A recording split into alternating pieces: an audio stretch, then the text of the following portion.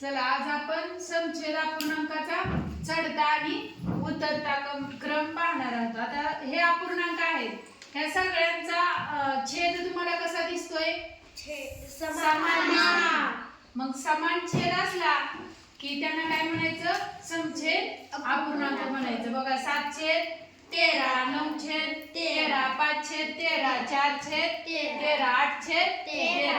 तर समछेद अपूर्णांकाचा चढता क्रम कसा लावायचा आणि उतरता क्रम कसा लावायचा हे आज आपण पाहणार आहोत। चढता क्रम लावताना काय करायचं?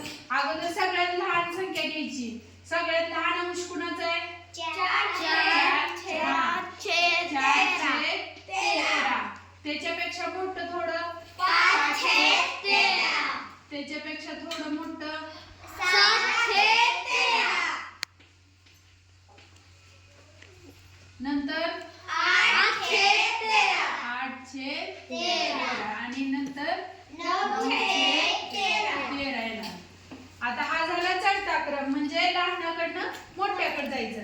आता उतरता क्रम म्हणजे उतरत यायचं, म्हणजे मोठ्या संख्येकडनं छोट्या संख्येकडे यायचं।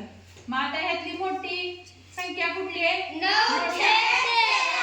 हा, अंश मोठा सगळ्यात 9/13।